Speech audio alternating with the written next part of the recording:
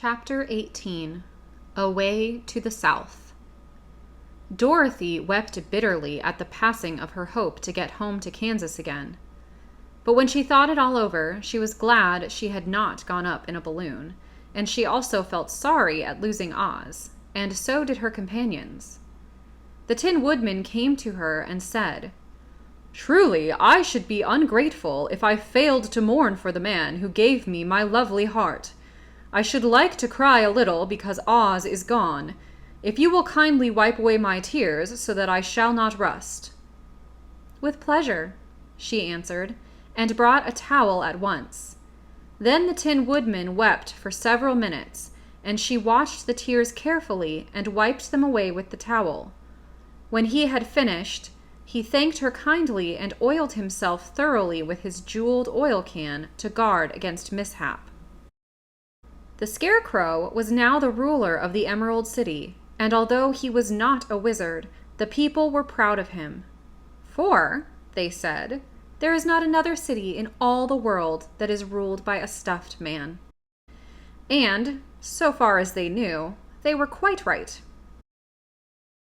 The morning after the balloon had gone up with Oz, the four travelers met in the throne room and talked matters over. The Scarecrow sat in the big throne, and the others stood respectfully before him. "We are not so unlucky," said the new ruler. "For this palace and the Emerald City belong to us, and we can do just as we please.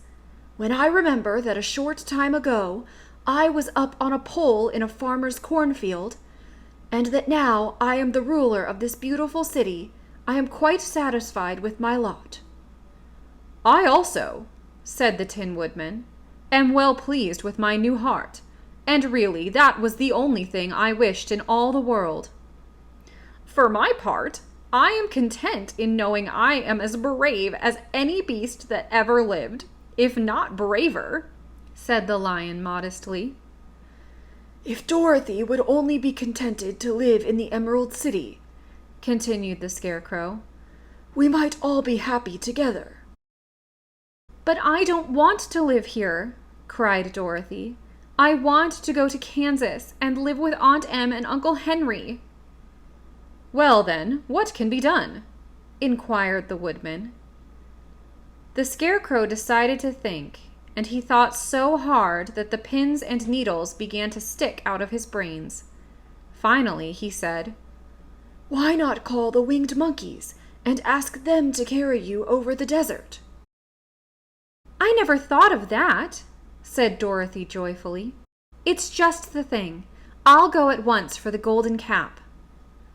When she brought it into the throne room, she spoke the magic words, and soon the band of winged monkeys flew in through the open window and stood beside her. "This is the second time you have called to us," said the Monkey King, bowing before the little girl. "What do you wish?" "I want you to fly with me to Kansas," said Dorothy. But the Monkey King shook his head. "That cannot be done," he said. "We belong to this country alone, and cannot leave it. There has never been a winged monkey in Kansas yet, and I suppose there never will be, for they don't belong there. We shall be glad to serve you in any way in our power, but we cannot cross the desert. Goodbye." And with another bow, the Monkey King spread his wings and flew away through the window, followed by all his band. Dorothy was ready to cry with disappointment. "I have wasted the charm of the golden cap to no purpose," she said, "for the winged monkeys cannot help me."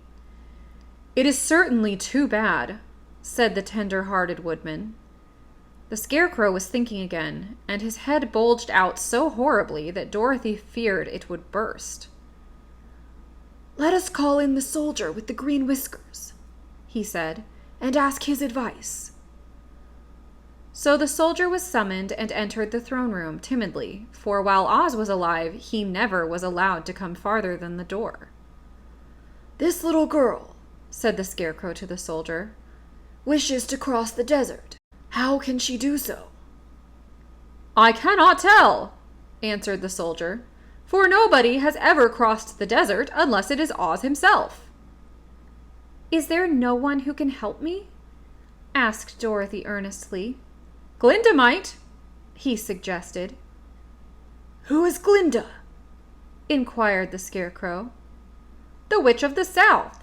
She is the most powerful of all the witches, and ruling over the Quadlings. Beside her castle stands on the edge of the desert, so she may know a way to cross it." "Glinda is a good witch, isn't she?" asked the child.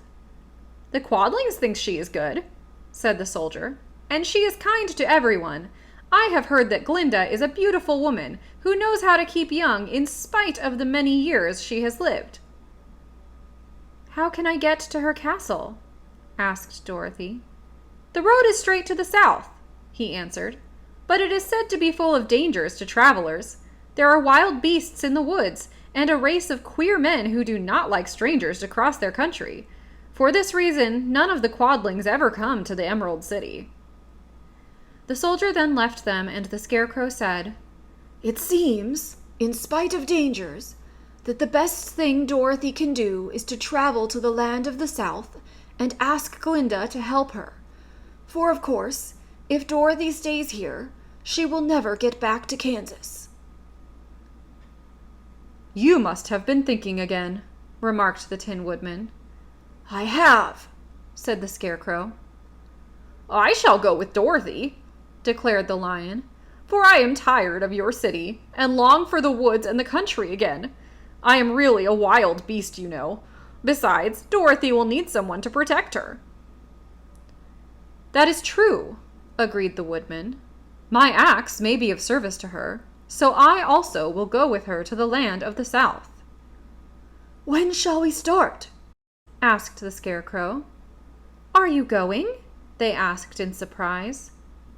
"Certainly. If it wasn't for Dorothy, I should never have had brains. She lifted me from the pole in the cornfield and brought me to the Emerald City. So my good luck is all due to her, and I shall never leave her until she starts back to Kansas for good and all." "Thank you," said Dorothy gratefully. "You are all very kind to me, but I should like to start as soon as possible." "We shall go tomorrow morning," returned the Scarecrow. "So now let us all get ready, for it will be a long journey."